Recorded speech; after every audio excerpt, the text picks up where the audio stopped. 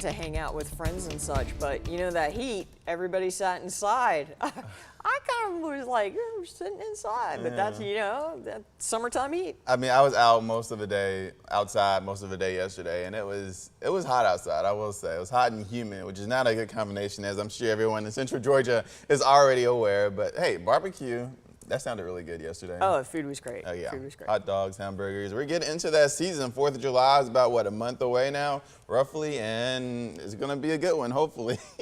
Taking a live look now in downtown Macon. Clear skies, sun is rising. Temperatures sitting at 65 degrees, so we are warming up pretty quickly as that sun starts to rise. And across the board, we're sitting in the mid to upper 60s, 68 in Sparta, 68 in Milledgeville, 64 in Monticello, 64 in Roberta, and 64 degrees in Butler. Dew points are in the mid 60s, which just means it's a little bit on the humid side outside right now. And as we head towards the afternoon, temperatures are going to rise on up into the mid to even upper 80s in some spots, depending on where the rain is. And yes, rain is in the forecast as we head towards this afternoon, but right now we are looking mighty clear across central Georgia and much of the southeast as well. You can see most of the rain that we are seeing is out in the Atlantic Ocean, just off the eastern coast of the Carolinas, Georgia, and as well as Florida. Now, tracking the rain that we could see over the next few hours or so, well, as we head into noon, we'll be clear.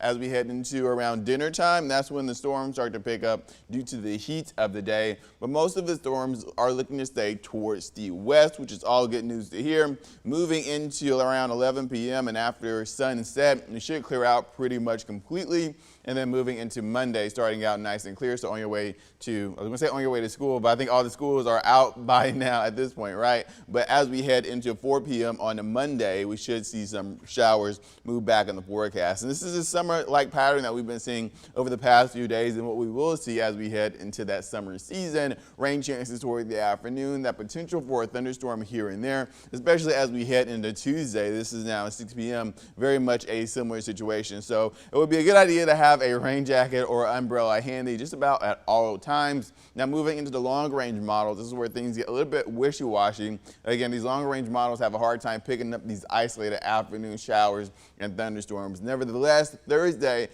looks like a weak cold front. I call it weak because there's not really cold air behind it, but drier air behind it will move in Thursday around 4 p.m. according to the European model. The GFS model says the system will move in around 1 a.m. the next day, so early in the morning on Friday. But either way it goes, once this cold front gets on out of here, the rest of Friday, Saturday, even potentially Sunday could be on the drier side. Not enough moisture to really cause any rain or thunderstorm development. So next weekend might be a good one. Highs today in the upper 80s. Storms are possible once again, especially towards our western counties, and a hot and humid day is in the forecast. As we head over the next 7 days, temperatures are going to rise on up. Moving through midweek this upcoming work week, highs will be in the mid to lower 90s. That 20% chance of rain continues as we head into Wednesday. 40% chance on Thursday as that weak cold front moves through, and we're looking at a drier weekend next week.